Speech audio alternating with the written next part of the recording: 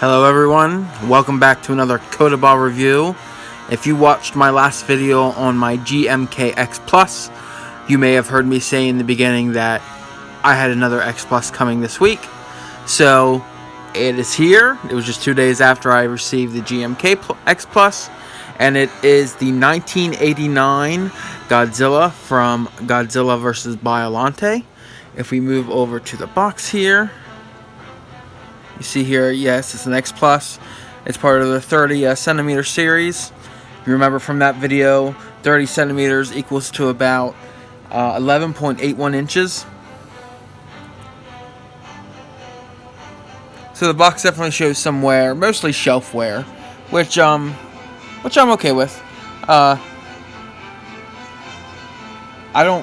really keep the boxes in case I ever have to transport them somewhere, and so I have what I need to make sure it's packed and secure, so that doesn't really bother me much. Go back to the figure here.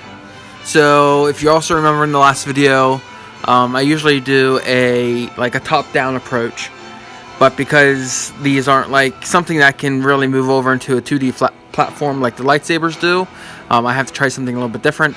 So I'm holding a LED light in one hand to sort of be able to show off some of the detail here, and then I am holding my camera in the other hand, so it may be a little shaky at times. I'm also making sure it doesn't sound like I'm eating the microphone. So I and learned that I should be recording a landscape and not portrait. So there's been plenty of memes about that, but it's finally just now kicked in. So this was based off a Yuji, I believe it is, Yuji Sakai resin. Much like every sort of big purchase I buy, I always look it up. So I was looking at the Fresh Finals reviews, which he does. He has an awesome collection, so he's always doing reviews on figures like this. And I remember from that video that there is some shrinkage because it's going from resin to vinyl, and there is a little something with his tail where his front foot sticks up a bit. I guess on the resin, it was actually the tail was standing on its own, but we can discuss that when we get there. So this is not a Rick Boy. I don't even know if they have a Rick Boy of this. I feel like they normally do. And most of the Rick Boys that I've seen are just the dorsal plates right there. They light up. So cool. Probably cool for like one figure, but once you have one, what's the point in getting more than one? So I was able to snag this XPlus from Awesome Collector. You heard me say it in the last video. He is doing a spring sale right now, and that spring sale had this figure for $99 plus $10 shipping, so $110, which is pretty good for an XPlus. I really don't have all the money in the world, so I wanted to start with two Godzillas that I really liked. I really liked the GMK, that's why I chose that one to be my first one. But I also have grown up with the Heisei Godzilla, so that's why I was like, oh yeah, I guess I'll represent him in my collection. So if we move in a bit closer here, and we look at the face, you see he has brown eyes. Looking at him head on, his eyes look kind of weird, but maybe you're not supposed to. I guess they don't look that horrible. If you remember from my last video, I was really impressed with the GMK's mouth. And so I pull him in here a bit here, and we'll try to get inside the mouth there. It's not as clean as the GMK version. There still is some detail. He has double layers of teeth there. When you really start to look, like, I don't even know if we can get close enough for it to get in there, but those teeth right there are dark, so it almost looks like he has cavities. Which is just, I guess, kind of a little weird to me, but, I'll live. Overall, it's a really, really, really nice sculpt. If we sort of scroll down the figure here, good texture on his skin. I really like the paint job. Sorry, of course, every time I do one of these, my dog starts to play.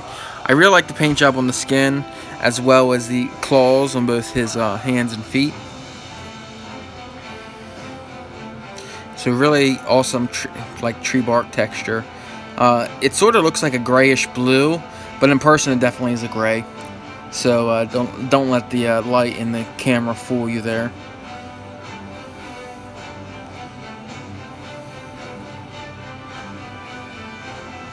I believe he is probably a little bit lighter than my GMK Godzilla, so that's perfectly okay with me. And then back up to the face.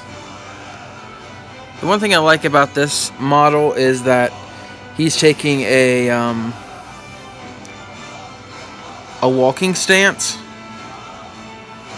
So it's pretty accurate to the movie that I remember, that it literally looks like he's about to just take a step with, you know, this arm here back and that one slightly forward and the feet being in that stepping motion. So that's cool. I like some of my statuettes, my Godzillas, my bust, my anything to look like it's doing something other than just standing there with its mouth open. This one, there are a lot of Heisei Godzillas that aren't really doing much. They're either standing or walking in this case. So, I mean, I'm happy with that. Let's turn him around here and look at his dorsal plates, and then I'll get into my two big gripes. So, if we go down the back here, dorsal plates look good. Lots of detail there. There are some seam lines on the tail. Doesn't really take it away because there's already these little creases like that have a, you know, make a section of the tail, so they sort of snuck it into there. So like right there's one, there's another, and there's another one there. The nice one about this is that I did not have to heat up the tail to get it together. It came in two pieces. So it came with this main section here, and then there was a section. Oh, so it came in three pieces. So there's this fat section here. There is a section here, and then there's a section here. I was actually able to get all those on just by pushing the top bit in and then sort of turning it until it went in. So I didn't have to worry about the water this time. Because if you remember last time, I actually heated up some water and poured it on my GMK to make it soft enough to push the tail in. But actually, the pushing and twist method worked really good. It was actually a lot easier than the water. So, my two biggest gripes about this is this. That damn tail. Because it sticks out so far, lengthwise, the figure's length is about 21 inches. So if you have an average shelf, you're definitely not going to be able to display it because that tail is going to butt into the wall. Right now I have this on top of my record player, and to sit him straight, his feet would be off the player there. So that's kind of a downside. You can't always display it without the tail, but then it's not going to look as cool in my opinion. And I really think that's the only thing I have gripes about. I don't have a surplus of XPlus figures, so I don't really have much to compare, especially in terms of like sculpt and everything else. I mean, I just have the GMK, which I was blown away with, and of course I am satisfied with this.